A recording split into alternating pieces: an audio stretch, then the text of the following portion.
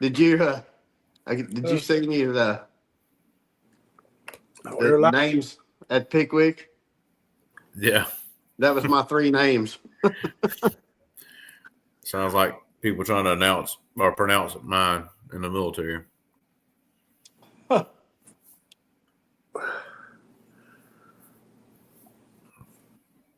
Power breaks. Power breaks. I'll be using mine this weekend. I hope to, anyway. I hope to use them. All right, boys, girls, we back. We are back live. What's going on? Y'all see him on the bottom there? Yeah, we got our good friend Ryan Duley on here with us. He's been on here with us before. Excited about having him on here. We'll go into more detail here in a little bit. It's one of the bigger tournaments in today's times. Midwest Crappie Alliance tournament they have every year. We'll move into that a little later on after some introductions and talk about some things. But Ryan Duley, or excuse me, at the bottom of the screen says Dudley Doodley Dooley. It is great to have you on here, buddy. He and I have become real close friends through the years, and it's always a pleasure to have him on here. Oh yeah. Thank you all for having me tonight. It's been a while. I've been busy and things starting to slow down now. Oh yeah. Good deal. Shane, go ahead and give us a little synopsis of everything that's going on. Shoot, man, I ain't fished. That's what I was just telling the guys before we started. I hadn't fished in 2 weeks. I spent 4 days in Illinois last weekend hunting, and everybody's seen the results of that. I had a great time, and I passed Wren Lake on the way home, and I'm getting in the frame. Said, "Hey, I got to get back to fishing." So I'm headed to Talcott in the morning. So hopefully we'll have a good weekend at Talcott. I think it's going to try to rain Sunday, but I think we got some pretty good weather coming. But I heard old Wren Lake was on fire right now. I don't know. I passed it, dude. I was coming down the hill, and I was smoking pretty good trying to get back to the processor, my buddy's place, and all that meat from that big buck. And I was eyeballing it. Looked like it was down a little bit, though. Yeah. I guess they pulled it down because there's not many steam plant lakes up there left anymore, are there? I mean, as far as coal fire, I don't think there is. No, I guess Egypt's about the only one I know of in that area right now. Yeah. I was wondering, because I came right through there. I came through Kentucky Lake, of course, and came bebopping through there. But they trying to get me in the zone. I went and picked my boat up today, and like I said, I hadn't hooked to it in about 2 weeks, and that's not normal for me. But I'm ready to go. John's been fishing. I know you just got through with that tournament. Heck, it ain't been a week ago, hadn't it? Was it last weekend? It's been 2 weekends. 2 weekends ago. 2 weekends ago. 2 weekends ago. 2 weekends ago. Yeah, and I'll tell you what, the fun thing about last weekend is our opener for duck season, and we had an action-packed day. And me and the boy went duck hunting Saturday morning, and then buddy of mine, my tournament partner in the Crappie Masters, he brought his boat, so we got done duck hunting. We went to the lake and did some old school cork fishing, shallow stake beds, and we put 53 nice fish in the boat. And then went and got my boys his last youth deer season this year, and went deer hunting Saturday evening and killed a big old doe. And I was busy at about 1 o'clock in the morning cleaning deer and cleaning fish. That's pretty good. Man, Lincoln turned 16 this next year. He will be 16 in March. Wow, that's amazing. He's been driving. He's been driving everywhere with his permit right now. Good for him. Nice. Oh yeah. Well, you don't have to chauffeur him everywhere. Plus, they can chauffeur you. Yeah. He drive me everywhere, and right now it's hard to get behind the wheel now when he comes with me. Well, you don't want to give him that experience anyway. I mean. Yeah, last time you seen him, I believe he was probably around his first girlfriend. I think he was. Yeah, he was tore up. He was in there talking on the phone to her. Oh yeah, hey, you remember that, Ryan? They'd just be sitting there, just listening to each other breathing. They wouldn't be saying nothing. Yeah, they just sitting there, just silence. Yeah. Hey, I was sitting up there with Derek, and his boy's 13. He's got a girlfriend named Sophia. And they was giving him hell, boy. I'm talking about, hey, we had a group text, and he wouldn't text for a while. It was funny, man. He's 13. He was hot and heavy, buddy. Old neck swelling up. Oh yeah. We all been there. I told him I'm just laughing. I'm laughing with you, buddy, because I've been there. Well, yeah, everybody they talk grow about up fast. John, next thing you know, Creek's gonna be there. Hey, I know. He's already got that mouth on him already. Oh, Oh goodness. Well, man, somebody talk about some fishing, because that guy ain't got nothing to tell. Because last trip I was on, I think I went to the Demopolis 3 weeks ago, and I didn't really put it on them. We kept a few, but it just it was slow. So, I'll go first and let Duley come in after that. I'll talk about some fish, because I sure ain't got stories. Ryan will give us a little bit of different, go round than what we got, because he's fishing a different part of the country. Right. He's there at Buda, Missouri. It's been excellent around here. I'm talking about as good as you want it. And that's me going to the Alabama River some. That's me fishing around the house some. It's really good. Fish still on brush. Fish still out school. I mean, they're doing some of everything right now. It's like, you ever just go and just drop a trolling motor and just go, and then not pick it back up till you're done, and not ever worry about getting on the big motor? That's good. That's the kind of fishing it is right now. I took some good friends. If we had 90 in 3 hours, that's about as fast as you can daggum catch them. That's just freaking double. I mean, and we could have sat there and pounded on some spots. And I was like, all right, let's back off this one. Let's go to this next little brush pile right here. And we moved on, and it was just great. I mean, it's so much fun when it's like that, and to have somebody on the boat with me that had never seen it go down, never seen the that's first trip. First trip ruined him, absolutely ruined him. Yeah. And he was going to cast overhand, got him into shooting the jig some stuff like that. Is just my type of thing. When I get to teach somebody, hey, pull the jig up under the pole, hold it by the head, keep a hook away from you. You're going to be real accurate if you can shoot that jig like I'm doing. And he picked up on it quickly. And it was just a big time.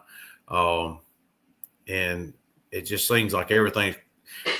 Everybody's like, what's your favorite time of the year? And I know you got to love it in the spring. And I said this 100 times before. No, I don't. It's right now. Same way, buddy. It's the end of summer. Fish start biting. You start catching some black crappie in with the white crappie. And it's just all your hard work that you put in to put out brush piles. They're loaded up on them. And you can just go brush pile to brush pile. And it's so much fun to me. But we're probably going to get into a lot more where fish are moving away from that stuff. We're in a bad drought, and I hope we get some rain Friday, because on the hunting club, our food plots, we end up planting, and boy, they need it. Gosh dang! So it's dry, man. It's a sandier area, and they're up, but it's to that point where they could be smoked if we don't get some here in the next couple of weeks. But hey, Duley, go. I know you got some different type fishing. Like Duley, you got some lakes you basically put in, and you can't do much on the big motor. You have to just ease out. But around which one of the lakes is Reelfoot. It's about an hour and a half from me, which I haven't been there in a while. But yeah, that lake there's so stumpy. You just unload and you just have to idle with that prop all the way up, and you're still going to hit a stump, and like 6 inches below. But no, our home lake, we had to see we primarily have whitefish up here, where y'all mostly black probably, or a lot of black anyway. Right. Our blacks up here, they're not very big. I mean, the 3/4 pounder is about the biggest you're going to catch. They're so overpopulated and stunted. So we primarily target the whitefish. The week before, my home lake is Wapapella, and it's not a real big, big crappie lake. But the week before the Pickwick tournament, we finally had one of our local club tournaments that I run, and I have not been on Wapapella since probably May. Traveling with the crappie masters, and between that and work, it's no time to fish. And we had a little club tournament, and I decided just to start off in the main creek channels, where the main creek in the lake where the big fish were. And I found some pretty good fish. And I thought, I don't know if y'all know my tournament partner, Crappie Masters, is Brad Botch. Well, Brad, we call him Bobber Boy. He is he has dominated Wapapella in the summertime and in the early fall time, fishing shallow stake beds, 3 foot deep, 3 foot stake with 3 foot of water. And he's just a master with that bobber. And I wanted to, we talked, and I wanted him to fish separately. I didn't want him as my partner at this tournament because I want to try to beat him in October. And I had a pretty good weight coming in compared to some others. I think I ended up 2 pounds heavier than third place, but Brad, he just whooped my tail. He's 2 pounds heavier than me. And and it was a struggle just to catch, 5 to 6 pounds. He comes in with 9.5 off of bobbers, no live scope, just bobbers. And he's got something figured out for sure. Yeah, he's a master at it, and that's why I went with him at last weekend after we got done duck cutting. I went with him, and it's just so nice, not to have those electronics turn on, and you actually look around and see the scenery. The trees are changing, and it's just something about seeing that little court just slowly start going down. You got you a biggin. Does he ever take that court and just use it to slow roll like a gentle retrieve over stuff, like install that jig out? Yeah, we actually this spring at Grenada we tried that a little bit, but it was always so windy in the spring at Grenada, and it just couldn't keep that thing still enough. But we did do that at Kentucky Lake, a few of the deeper stake beds there. And he uses a 9 foot Roger Ganton B&M pole to bobber fish with, and he can move that 8 foot down, 8 foot deep, and cast it perfectly. And he pulled out some pretty good fish out of deeper stake beds at Kentucky Lake as well. Okay. Which that was a pretty good tournament for us. I think we finished 5th in that one, Crappie Masters. So, but yeah, there's something about the court fishing. It's a lot of fun. You get those kids involved in it too. Sometimes I'm sure Creek's getting better with the live scope now, but I mean for a young kid going in, that's hard concept to figure out and get them bobbers going.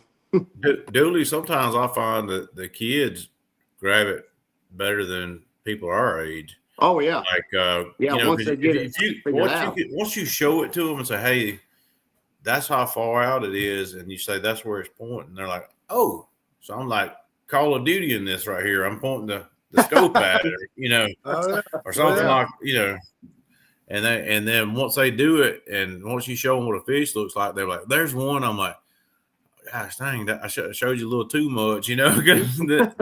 I want to blow by some of the stuff that they're seeing, because it might be a moving fish and we're just trying to catch numbers or something like that. And I'm like, yeah, that probably is one, but let's go to something that's easier to catch than that, because not you don't always want to just go out and try to catch the big fish, but I took early spring this year. I took a buddy of mine's son out.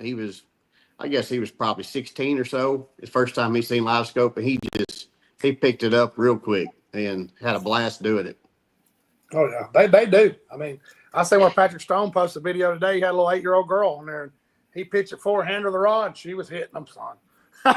She was in her little pajamas just giving them hell. I was like, that is awesome. I mean, just but you get one that listens and has a little bit of a little bit of hand-eye coordination. It's over with. I mean, they can do it.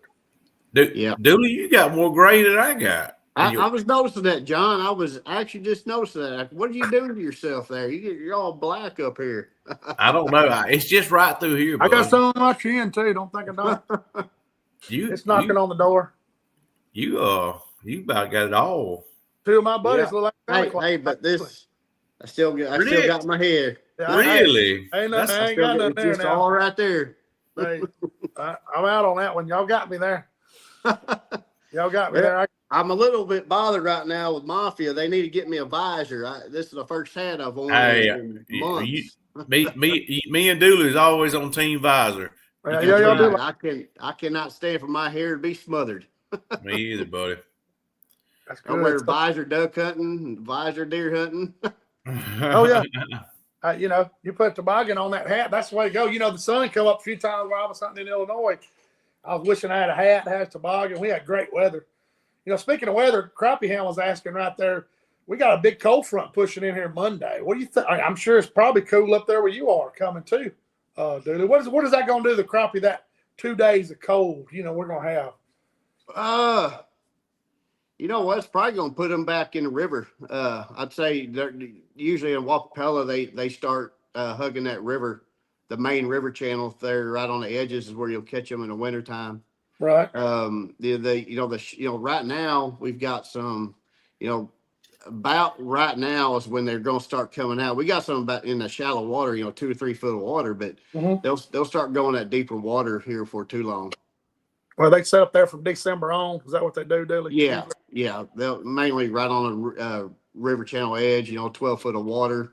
If you go right down that edge, that's where you're going to find a lot of them during the wintertime. Deeper stake beds, they'll get in them deeper stake beds too, but most of the shallow water stuff would be out unless you catch a good warm day, a couple warm days, that might venture up shallower. Then it's supposed to warm back up towards the tail end of the week, get back in the 70s. We got some, if I ain't mistaken, it's going to be in the 20s with 10, 20 mile an hour winds. It's going to knock that water down pretty quick. Yeah, I think was it coming in I think it's going to come in Sunday or Monday over here. It's going to be down like 20, Same 25 degrees.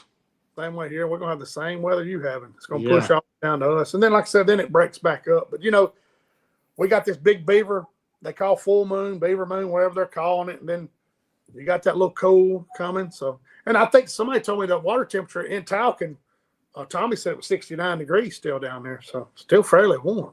Oh, yeah. So, they've been, they're starting to get set up there. Like these river systems here have to have that water drop down. Like you said, low 60s in the 50s. That's what I like. That's my prime water. I like 58 to 60, so.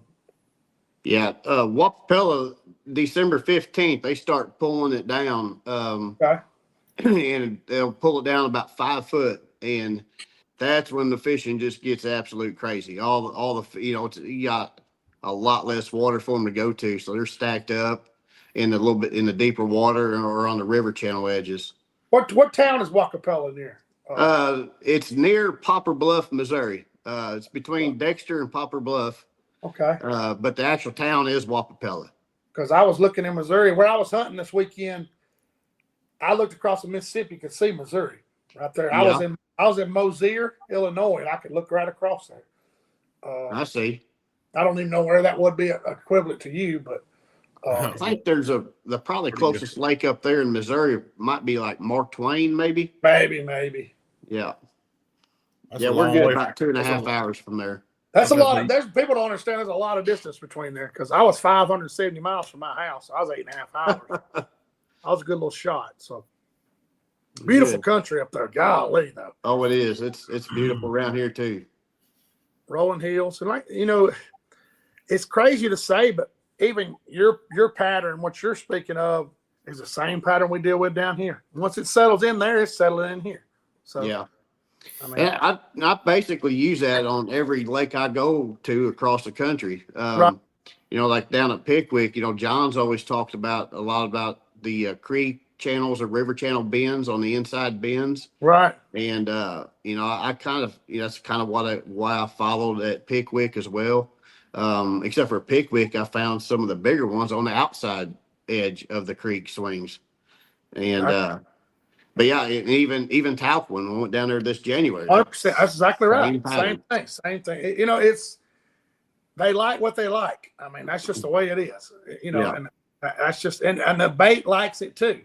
And that's what's crazy. If there's a bend, it may slow the river channel down, the river current down a little bit, that channel. And, it's crazy, but they may move to a different one. But some time of day or sometime they're going to be there. So, yeah. Derek's saying Mosier's an hour south of Mark Twain. That's where we were. Okay. That's where we were. I like this time of year. If you were just if you hadn't been there in a little while, if you just idle out to the area you think you want to fish in, look on side imaging, see some bait, drop the trolling motor, because they just like we are. They want to eat. That's right. And if you run for 4 or 5 minutes, it doesn't work, pick back up, go side imaging again. A lot of times I'll like say that the channel is running north and south. I'll come across the channel east and west and come on the flat, off the flat, in and out of channel, just zigzag, and you get an accurate picture of what the channel looks like and the flat, and find you some bait and just run with it from there. And especially when they start moving around roaming. And but hey, Dooley, you touched on Pickwick and the Midwest Crappie Alliance tournament that you won. Let's go ahead and get in that thing and just talk about it. Because we talked about it at the beginning of the show, and people might have just jumped on here. That's one of the biggest tournaments of the year now. I mean, given the fact that some of the tournaments aren't, as big as they were at one time. We don't have some of the trails that we had. I think y'all had 100 boats, 110 boat field there at the MCA Midwest Crappie Alliance. Yeah, the best I could tell, I think there was 118 registered, and I think maybe 106 showed up, maybe something like that. Got you. And according to all the tournaments I've fished this year, that was the most numbers of boats in any of them. I think Grenada last year might have had 75, 80, something like that. So that's a significant amount more. I mean, that's pretty strong, I mean, some of the bass trails would love to have that. But so more probably about Midwest Crappie Trail or Alliance. It's not necessarily a trail. They have a tournament every year. I think last year they had up on Saginaw Bay, way up on one of the Great Lakes. Tell us a little bit about it and what went into you going. I know you had a very limited amount of practice. Talk to us about that and what you did. And first, just talk about Midwest Crappie Alliance to start off. Yeah, Midwest Crappie Alliance is an invitational tournament, and it's very well ran. They did a great job. They had an expo, and the way their setup is it's you almost have to play a game of chess versus checkers. So you're looking at trying to get the top 25 after days 1 and 2 combined. And then on the championship Saturday, the top 25 go out and the weights reset. They reset to 0. So the biggest weight on the third day wins the tournament. And so keeping that in mind going in, I only had 1 day to pre-fish, which was Tuesday. Wednesday, so tournament started on Thursday. Wednesday was an off day. Nobody was allowed on the water on Wednesday, and we all went and did a registration and had the expo. They had a lot of vendors there. Pretty good turnout.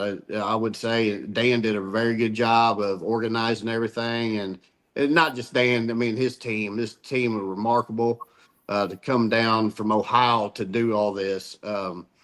They did a great job with everything except for spelling my name. But hey, they got it right finally. They got my name right. When they wrote that check, they got it right, didn't it, That's buddy? right. They had to make sure I Right got on it that big right. check. And That's well, actually, no, one of the checks is still spelled wrong, but that's all right. They cashed it. right.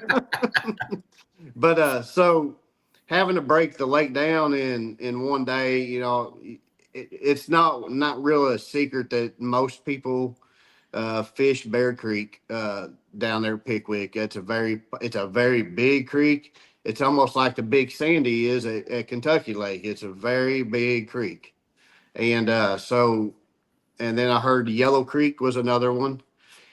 And so I decided to spend a few hours in Bear Creek, not really catching much, just scanning and with live scope, on like what I told you about the little bends of the creeks. Mhm. And I mean, it goes way back in there. So I couldn't really, I mean, it would take me all day to go back in there off live scope. So I covered, I don't know, 1,000 yards and got up, motored back in there further, covered another 1,000 yards, and then just kept working away and trying to break it down to, because I knew I only had a few hours to scan, and then I had to get to Yellow Creek, and then I did all that, and I found some pretty good fish there in Bear Creek. But knowing that's where most everybody was going to be, I never went into there until Saturday, to the championship Saturday. I scanned Yellow Creek. I found good eaters at Yellow Creek, and but the hidden gem was Indian Creek. How big? A good friend of mine said, "Hey, you might check in here. I've seen some fish in there." And so the last 2 hours, I went in there and I checked, and sure enough, I mean, in about 30 minutes, I found three real nice fish and seen more. And I said, I need to get out of here. And so the day 1 and 2 of the tournaments, day one, I started in Indian Creek, and it was just a bunch of, I mean, there's a bunch of structure in this lake, but they were all roaming, and I love that. I love roaming crappie. I mean, just sitting there and you present the bait just right, and they're going to hammer it. And I had talking to everybody. Alex Cochran was, we went over and had fish with him. I can't remember if it was Tuesday or Wednesday night, and he was catching pretty good fish all week. He's a good fisherman. But from him and other people I talked to, they're talking about probably needing 7.5 to 8.5 pounds on both days, Friday and Saturday, to make it to championship. And so when I was in Indian Creek, I had like 8.5 pounds, probably about 10 o'clock. And I thought that was good. So I left to go scout some more because Well, Dooley, just tell everybody right quick. That's on 5 fish. 5 fish, yes. Yeah. Okay. Y'all do the math. So that's not pretty like. strong. That's Yeah. not simple. There's some good fish there. That lake is a hidden gem. I've never. It's 3.5 hours for me, and I fell in love with it. Now I did find out something about the when letting the water out with the turbines and stuff like that.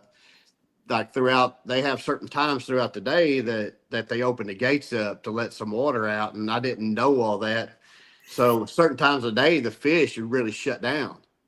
Right. They were there, but they were just shut down. You couldn't get to them, and finally figured that out. That going into Saturday. Right. But right. So I guess this was your kind of. You like we fish some river stuff where that happens, like especially on the blackfish. Blackfish likes that moving water, and they'll feed better. So is that like kind of a new thing because you're used to fishing lake systems where they don't do that as much, or? Yeah, the lake system that I primarily fish wild pell is a flood control lake. They don't open up the dam Right. as often as, let's say, like what the Tennessee River does. Right. They do. Yeah. They're power. Yeah. Yeah. That's kind of like somebody going that never fish a tidal area. Yeah, same thing. That's that drastic. That's exactly right. Yeah. Yeah, and so that after day one, I did decide to go out onto the main river, Tennessee River, out on the main lake, and look for some fish because I heard some big blackfish live out there in them brush piles, and there were some 16 to 18 foot of water is what I was looking for. And I found some, but my gosh, they wouldn't bite out there. They get hurt. And come to find out, it was the current. And they were shut down during that time. Was they shut down when they were pulling the current, or when they shut it down? When they were pulling the current, they just cut down. Yeah, it was funny. One of my buddies that was fishing that tournament, I borrowed a battery from him during our last Wapapella tournament because I sent some batteries off to get worked on, and I needed one, and I put it back in his boat. And he called me during pre-fish, and he said, "Hey, did you wire my batteries up right?" He said, "I'm only getting about 1.5 miles, 1.5 miles an hour out here." And so they're not working right. And old Kevin Hicks pulled up to him and said, "Hey, you're going into the current." Yeah. He turned around and going 4.5 miles an hour. No, they were really. I don't know how many turbines are on that dam. Miller's Ferry's got 3 turbines. I bet it's got 3 turbines or more on at Pickwick. I bet they do. If they do, I guarantee you they're ripping some water in that place. Yeah, man. So, if you get you a little bit of flow, I'll have to look it up where they're comfortable being in it. Oh my gosh, those blackfish would lose their mind. But I guess if it was ripping too hard, it might have messed them up. Well, it was hard to tell too. We had 1 2-foot rollers out there too. Okay. Real windy, and there was nothing to protect, and it was hard. It was hard fishing nonetheless. But I got out of there pretty quick and went looking other places. Well, they have 6 generating units at Pickwick, John. 6. Okay. Yeah. Well, I'll tell you this, Ryan. I know you've already seen it before, but if say you're sitting on a spot and you got blackfish, black crappie, and you see a boat coming off to your side, and you're fishing black crappie, it'd be better for you to back off that fish and let that boat go by, and then wait till you got some flat, calm water before you present a bait to it. Because if you get tippy or you got some wave action like you're talking about messing with black crappie, man, it doesn't work out. I mean, they won't like it, are they? They want a constant, steady retrieve. They're just going to sit there and examine it for a while before they want this right here. Look at that. They want to look at it. Where a whitefish to me has got a bass trait. If they turn, you've got a good chance. Well, that's kind of what I found at Talquin. Talquin was probably the first lake that I've actually fished with primary, all blackfish. Oh yeah. And that January tournament for Crappie Masters, I learned that, but I am not a caster, John. I can pitch, but it's got to be a heavy weight, and I just cannot. And so I was using my 14-foot outlaw, and with a 16th ounce jig, and I was able to almost stop that bait above those fish.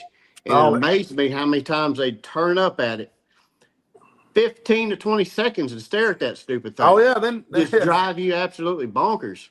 Yeah. And, that people were shocked that, I think, after day 1 of the Talquin tournament, I was in the lead. And I was about the only person out there with a 14-foot long pole. Everybody's casting. Oh yeah, yeah. I mean, it's probably a little trick. You don't want everybody to know, Duley, but I got to tell you about somebody who was fishing close to you. Tell me what something you were doing, and I giggled to myself because I knew you did it. But yeah. But anyway, I interrupted you. I apologize. But go back into the tournament, and you said the things you did. Andy Creek.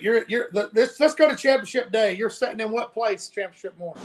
Well, so after day 1, I was in 8th place. Day 2, you're sitting good. Yes. Yeah. Day 2, I went back to Same Creek, and my same game plan was to try to catch the same amount of weight or just a little less, because I was sitting in 8th place pretty comfortably.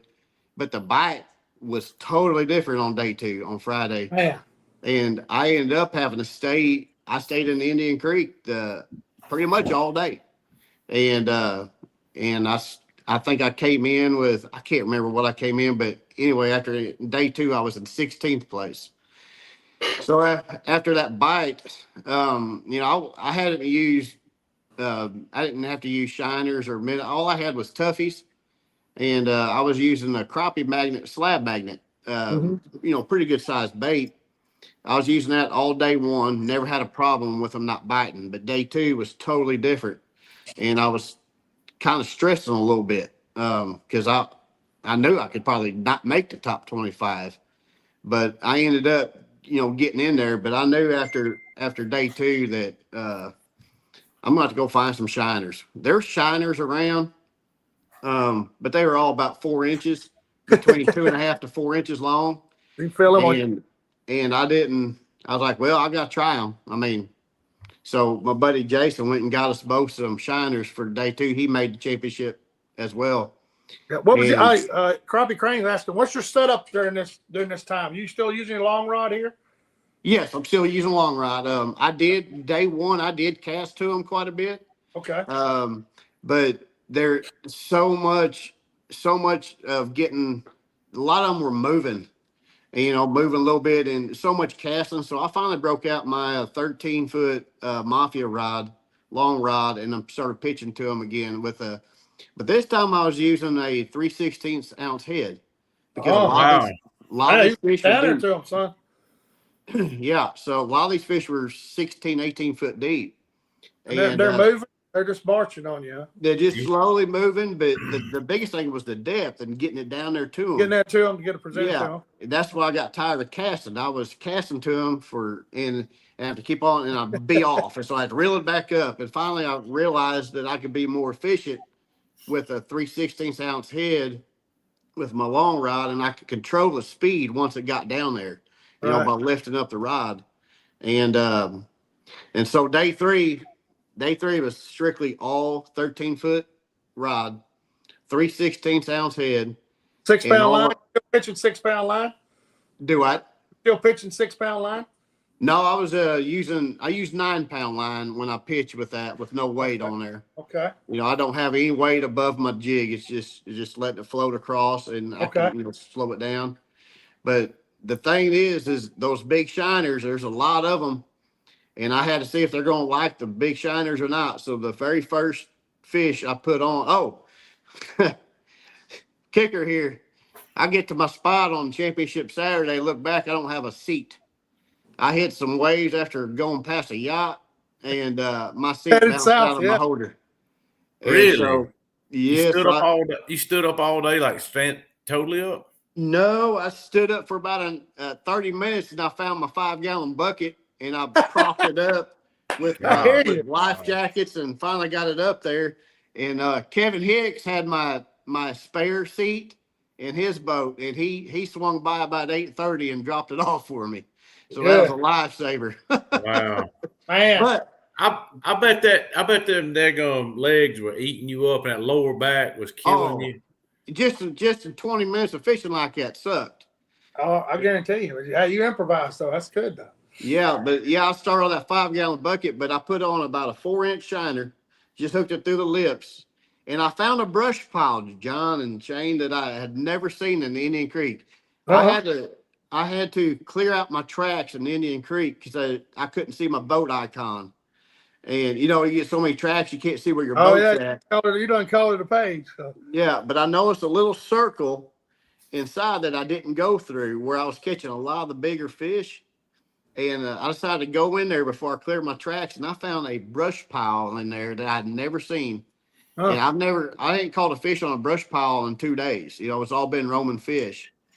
And I found it looked like some good fish in there. So I put a 4-inch shiner on and just pulled it right across the top of that brush pile, and a big old mark come up and nailed it. And it was the first fish I had was like a 190. Oh. Second fish I had was a 175. Oh, you're sitting on good then. And actually that 190, and then Kevin comes in, and I said, man, I might just stay off this 5-gallon bucket here. I said, I've got a 190 in the boat already. And he gave me my seat, and I went back to that brush pile and caught a 170. Or it was about a 180, and then I caught a 160. Wow. And that thing was good to you. It was a good brush pile, yeah. Yeah. That's crazy. You know, that's a great tip for guys. I've done the same thing, man. You know, get caught up and then you go like, man, I got a big old gap right here. I haven't, because you look like you're cutting grass, you know, you're just making your little laps and clear it out. Yeah, never seen that brush pile in 2 days. That's crazy. That's good Lord looking out for you right there. So, hey, right quick, we got a praise report. Our friend Melvin Sasser here had a blockage on his brain, 90%, and they were able to put a stent in it this week, and that's amazing. He's kicking chicken. Look at him. He's on here with us. That's amazing. Yes, sir. I'm sure them prayers helped him. It did. He has been through the ringer. He's about anything can be done in and out of the hospital. He's had done to him, prodded, and everything in between. But go ahead, Dooley. We keep. Sometimes something pops up. We just got to talk about it. You know what I mean? That's fine. Yes, sir. So, what was your final weight on championship day? 10:45, I think. Woo! Yeah. So I had those fish in Indian Creek, and I told myself, man, I told myself that I was going to go into Bear Creek, you know, after 9 o'clock. But I had those fish, and I waited till 10 o'clock. I couldn't. I had two like 130s I had to get rid of in Indian Creek, and so I went into Bear about 10 o'clock. I went in there, and right there on the outside edge of the creek I was telling you about, there was a few stumps, and the first stump I seen a big old fish on there, and I flipped my 13-footer out there and run, 3/16 ounce. He was all the way at the bottom, 19 foot down on the bottom, and run across there, and that fish came up, and I thought, oh Lord, I mean, it just big, just come up, nosed it, and went back down the stump. Oh, here we go. So I pulled out my 15-footer with my half-ounce weight on there, because I knew that this one I was going to have to hold it right on him. And I hooked that shiner in the lips, and I held it right down on top of him for the longest time. And I seen him moving, but I couldn't tell. I lost my shiner, so I pulled up real slow, and I felt pressure, and he had it in his mouth for at least 5 seconds, and I set the hook. And it was my first 2-pounder. Well, you know, the weight, I'll say at 10:45, the weights were a little bit off from my scale to the tournament scale. So that was the actual first 2-pounder I caught on my scale. And then about, I don't know, 100 yards down on the other side of that river bend, I just seen a big fish just floating there, suspended 7 foot down. Oh man! And got up to him, and it was a 210. Caught him at 210. Yeah, like I said, you averaged. I just looked. You averaged what, 209, 20? Yeah. What was it? I looked at it. Something like that. It was over a 2-pound average at 10:45. Yeah, 209. Yeah, that's pretty good average. So, but I really didn't know that was enough to win it, because I mean, I heard some people pulling out 11 pounds out there. Yeah, you know, what was the big fish in the tournament? A 288? Didn't somebody catch a 288 or something? Yes, I believe so. Yeah. Yeah, I remember watching. I thought that's what it was. That's a big fish. And I tell you what, I mean, some of your all's people down there, your people are tough. You know, Shiloh. Oh yeah. They grow. I mean, and when they were coming up, you know, I'm just nervous the whole time. They fish these blackfish and these river systems like. But you can imagine, I mean, you done extremely well not fishing in those conditions, because we see it. Yeah. You know, you kind of got, I ain't saying blindsided, but you was like, okay, you know, then you adapted pretty quick. But we see it all the time. I mean, that current's a big deal. Yeah. Eric had me worried. He was coming in that, and Alex Cochran was like, he weighed in second to last, and he had me worried too. There's a lot of good fishermen out there. You beat some hammers. I mean, you got to realize that to beat those guys, you did it. So, well, I was definitely blessed. I was just going to say it was me. I said the Lord was watching over me, helping me out Lord, there. you pull up brush piles and snatching fish like that, man. That's a good day. Dooley, normally when Eric wants to lay back like that and weigh in last, it's not a good thing. Oh, when they give him a choice, man, that's amazing. Hey, you were throwing that 3/16. You were throwing the bowling ball at them yes, compared sir. to what Now, I'm what used size to. bait were you throwing with this thing, Dooley? Somebody was asking, what size bait? Well, what I was using a 3/16 ounce head all week. But I was using a slab magnet, which it's about a 2-inch bait, I guess. Okay, so it 2.5. wasn't that big a bait. And what size hook are you dealing with here? Oh, I think a 1/0. Okay, so it's pretty good. Some we use a Grenada cast. Yeah.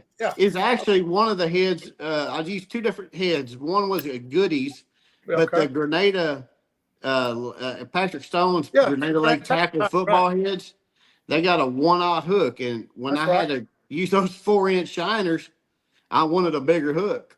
And that's what I used. Okay. I wouldn't have been able to slow that thing down until it got to 20 feet. Me. I'm just telling you. Hey, I tell you, I got Miller's Ferry down here at the Alabama River several years ago on New Year's Eve. I had to throw a 1/4 ounce and a 3-inch bait to catch up with him to stall it. That's how hard the current was coming. Wow. I barely just keep my boat straight, and you can just barely feel those fish, Dooley. I don't know how you are, but I can just barely feel them. My rod would load up. I never felt nothing, just a little pressure. That's the way these fish were here too. I had to reel and I feel that rod up. I had to hit them as soon as I felt that tip just bone down. Said you felt the pressure. Yep. Yeah, that's what I had to do all day there. We were throwing 1/4 ounce, and it was it's so much. That 30-second bite is so much better than so much. But hey, and that depth of water, you got to get to them.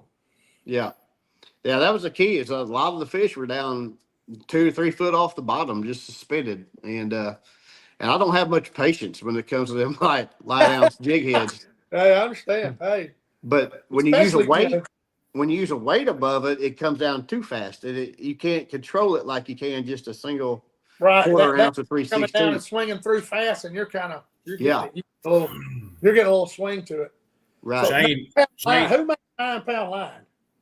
Dude, excuse me. Oh, Who Gamma. made 9 pound? It was Gamma Touch. Okay. No, I didn't. I know they make some odd line. These smallmouth guys. Gamma makes some really good stuff. Yeah, Gamma makes them 9-pound, and but I've been using Spro like 12-pound on most of the stuff. But the one rod that I used to pitch at a 13-footer, I like a little bit lighter line on it. Okay. So, Shane, Ryan's come stay with me before when he's coming through, going down to a tournament, down in Florida.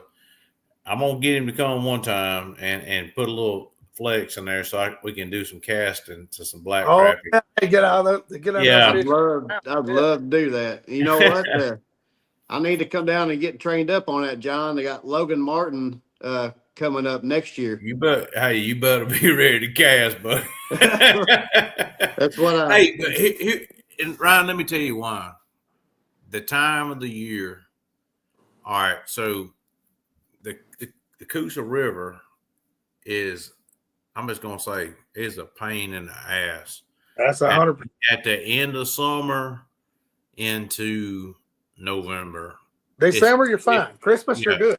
Yeah, but you go into postpone like into November is a pain in the what.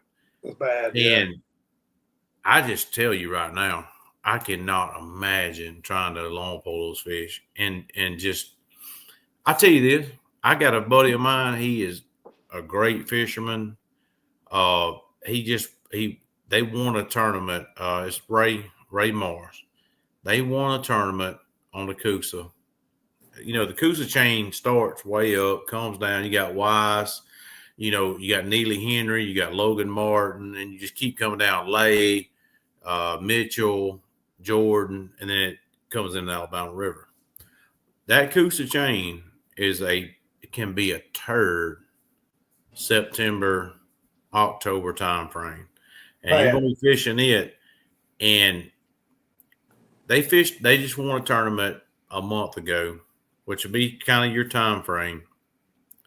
They fished the whole tournament and they caught 15 fish in one tournament. Oh, That's wow. 8 hours of fishing. Well, And they ain't no chumps. Now, I mean, it was my buddy Ray and my buddy Byron Wise. You met Byron down at Talcon, I think, Dooley. You might not realize he was fishing out of a 21-foot Ranger with a 300 Merc on it, 300 Merc on it. Well, I think was Ray at Pickwick? He was, yeah. So you ran into Ray and Byron there, all right? Yeah, I ran into them at a restaurant there. Yeah. So they fished a tournament on the Coosa less than a month ago. Won it, caught 15 fish all day. Wow. And they were having to cast. I'm just going, buddy. Yeah, you better be prepared for that. I think that. Get tuned up. I mean, hell, but then again, everybody thought you wouldn't go down there to down Tarquin and pin up. I mean, you got to understand what he was doing. He's basically pendling a jig out with a long pole and dragging it slowly across that fish and stalling it out, and the fish is like coming up saying, "Oh, there it is," and he's just like, "All right, come eat it, please." And you start slowly taking it away. Kind of what you're doing when you're casting, but he was able to do it with a long pole. You using a spinning reel, Dooley, or a bait caster on your? No, I use bait caster. Okay, you're holding it upside like the rest of us. Upside down, yep. But okay, I'm scared. The thing about that is, the longer the rod you use, the tippier the further you get away from you, the more tip you've got on it. Where I think sometimes the short pole we're able to get away with a little bit more wave and. Yes, when it's windy and a lot of boat rocking, I mean, you almost have to cast with a shorter pole because you keep it steadier. Yeah, but hey, it's hard to tell somebody who just whooped everybody's butt anything. Yeah, you got to cast. Exactly. Hey, but that's your preferred way of fishing. You like it. If you can get away with that 13-footer, that's what you're gonna do. That's primarily how I fish about 95% of the time. Right. Like Grenada, I can't do that at Grenada because a lot of times they're not going to chase. I mean, you have to hold it on their nose at Grenada. Right. Use a line rush, right? Especially when they bring that thing up and it's mud. Peanut butter mud. That Grenada tournament, John, biggest fish I had, I think it was 370 on their scale. God, it took 15 minutes to catch that fish. I had that slab magnet on its nose and just beating the far out of the rod, and I just barely get some reaction, and it took 15 minutes of tormenting that fish before he got pissed off and ate it. Jesus, that's a giant. But I knew I needed that fish, I think everybody needs that fish. I need that fish. 370. Hey, we chased Jessica's 3-pounder around for a long time, and to the point that I was like, all right, we're just about to leave this thing alone. But that's what you got to do over there. Those fish are educated. Yes, a lot sir. of them dude, how many times do you think some of those big fish been caught before? I mean, there's no telling how many, especially the week before the Crappie Masters tournament there, it just gets hammered. Yeah, you had a Magnolia tournament. They usually fish there before, Yeah, usually the spring tournament, you go out there's 150, 200 something boats out between the two arms the week before our tournament starts because that's usually right when they get enough water to get in. So everybody's hammered it, and they get educated real quick. But yeah, I would venture to say that all those fish have been caught 4 or 5 times, Yeah. That lake recovers every year. It's crazy, but it does. Yeah. It does. I think it's getting tougher and tougher on them boys. It is, yeah. I went there this summer, and I can tell you, there's a lot more to it. I had a fish biologist this past winter. I cut some of the fish I cleaned from what pill I took, and we checked the otoliths on them, see how old the fish were. And he was telling me, like, those Grenada fish, the faster the fish grow, the shorter lifespan they have. And so I don't know if he told me this or someone told me this, but like a 6-year-old fish at Grenada is a pretty old fish from what I hear. but I actually had a couple heads that I had in the free. Do you need a? No, you're good. confirm I'm just that? Okay. no, you're good. You're good. I had a couple that my biologist said are unicorn fish that I call out of Wapapella that were 10+ years old.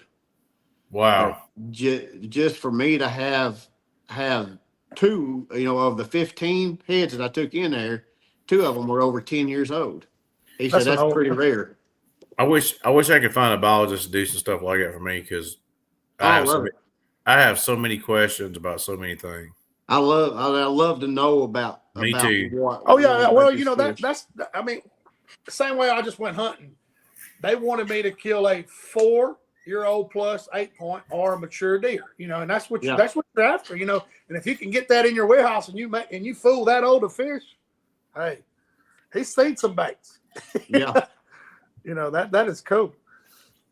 Yeah, He is. one of them was like almost 15 inches long, but only weighed 1.25 pounds. And that's why I kept it, because his eyes are real big, but Yeah. just thin, just paper thin. He done had it.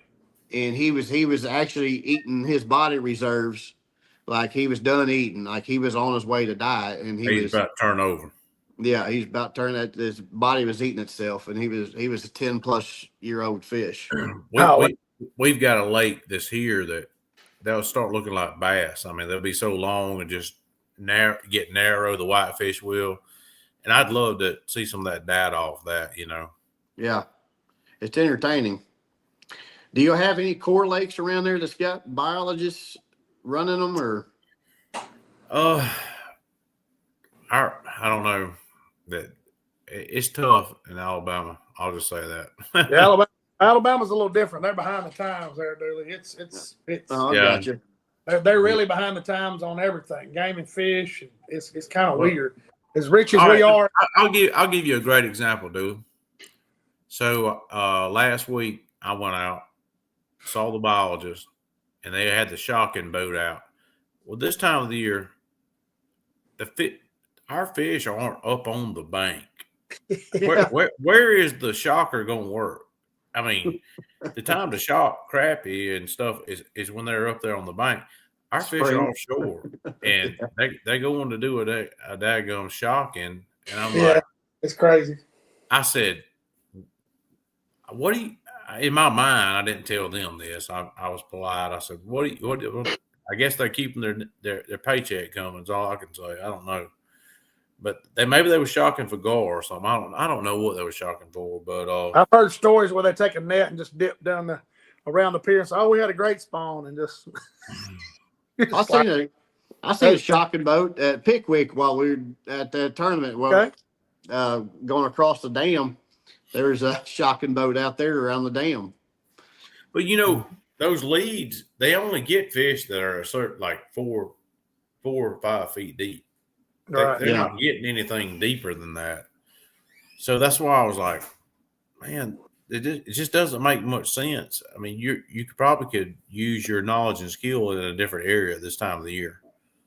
Yeah. Well, you're talking about growing fish. I know that tournament that Dooley fished at Lake Talcon, they tell me, I may be wrong, but they told me that it takes a fish 2 years to make 10 inches down there.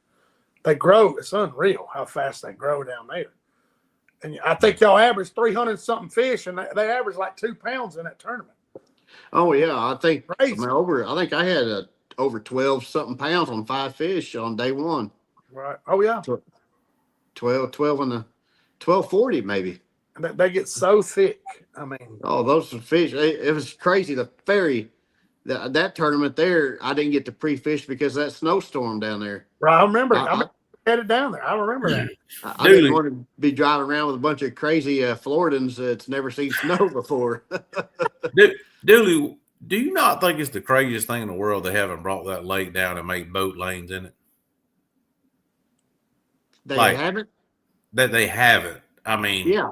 In today's time, they could have brought. I mean, it is crazy to me that you got all these lakes, and that one there, they could have brought it down, made boat lanes on Lake Talcon, and it just makes too much sense. Well, the main stuff out there on the main lake, that's the stuff that needs to be trimmed. There's several right there in the middle of the lake, but the rest of the stuff, there's a ton. I was nervous the whole time out there running because I never got to pre-fish it, and so I I'm just not. ran when I left. Just ran where I seen people running, and I stopped. It's just, and I just trolled. Like the rest of the day. I just I've ran it trolled. enough, but hey, I bumped several things down there. But I hey, was just white knuckling and hope for the best. What I was doing. I'm not going back down there. I hit more stuff at Seminole where John is. Man, you go off a buoy, you're gonna smack something, son. Yeah, but if you stay inside the buoys, you're good. Woo. But like that thing, I've seen a picture. As a matter of fact, when I go to Lee's place this weekend, I'll try to take a picture. He's got a picture of that thing drained. I don't know when it was. It's unreal at the stumps and boat props and scads and everything. What's that? That Seminole or No, Talcum? it's Talcum. So they do pull it down then. Oh, it was a long time ago. I don't even know what they were doing. They wouldn't use hey, Duley, they wouldn't use the chainsaw during that time. No. Say volunteer to go run. I don't know what they were doing. But hey, they have. I did see some rods and some noodles stuck on some stumps. Some of those things ain't sticking up that far. They're angled like that, and you get some waves. You have to watch. Duley, tell Shane about what that rod will do to your boat. People think that it's a great idea to drive a piece of rebar in a stump. It's a terrible idea. Yeah, it's that gets a lot of boats. Well, Kevin Hicks got into one at was it Percy Priest or Old Hickory? Old Hickory. We were at Old Hickory, I think. Yeah, Old Hickory. Yeah. The best thing I seen somebody do, they tied a orange yellow jacket to one, a life jacket. Excuse me. Hey, that was a great idea to me. Yeah. Down at Lake Fork, when they pull it down like that, at least someone go out there and make some money and get a little John boat and go through and make tracks. Like, I don't know if you've ever seen it at Lake Fork. There's a guy that sells little boat lane maps. Yeah. Okay. And he just made his own tracks and then made SD cards and sells them. And that's a brilliant idea. I mean, when it down, you can find you some lanes. I've ran Talcum enough now. I'm comfortable running from one end to the other, but I've ran a lot of it now. Golly. I've ran it a lot now. So. I ain't driving past my baby to go down there. How's your boat doing, John? Hey, they're having a tournament down there the 22nd, that peach tournament. Yeah, I know. I've seen my boat is doing. My boat's doing great, Duley. I don't want to jinx it. You know how that is having an older boat. Loving it. Man, they're just solid. They're solid. Like me and you talked before, should have done it sooner. You know how it is. Loving it. Absolutely loving it. It's I don't know. And the guy that bought my other boat from me, he's loving it. Everyone's like, what did 1 foot of boat make a difference? I was like, it probably might not have as much, but I would have been like always thinking, why didn't you go buy that boat? But you know what? Now you could run a 19-foot boat and you could have bought a 20. It's the same way. It's off my mind now. Ryan, you like me? They don't make a bigger one. Yeah, they don't make a 23-footer. We're done. Oh man, we don't have to go no more. We just stop there at 22. That's right. Need another boat. There you go. Life. There you go, man. We done been on here an hour, but it flies by when you get to yapping about these. Oh, it does, doesn't it? Wow, it's already been an hour. I appreciate you being on here, Duley, and talking. You drop a lot of knowledge when you get somebody that does really well, like you did in the tournament and different scenarios. And like you said, you have 1 day to pre-fish. 1 day. Yeah. But I mean, Shane, he had 1 day to pre-fish, but he did a lot of work before he got there. There you go. Yeah. That's the behind the scenes stuff you don't see. I mean, he already had some areas picked out, and and was unsure. Then hey, he goes checks out a creek, finds a brush pile, and hey, there it is. I mean, yeah, never did see that brush pile, but that's crazy. That's a great story, though. Hey, you can't make it up. So. Well, I never caught a fish on a brush pile for 2 days. Yes, that's crazy. Just all been roaming. Ended up winning the thing on a brush pile. Yeah, basically. Well, thanks for being on here, Ryan. Appreciate you, guys. Man. Thanks for having me. And man, you'll have to come back and do it again. Okay, we enjoy somebody being on here. For sure. Thank you, guys. I'll look for you next week. Oh yeah, I'll be at Talcon. Hopefully all weekend. We should have some good weather. We're gonna try to sack some fish. John, you fishing this weekend?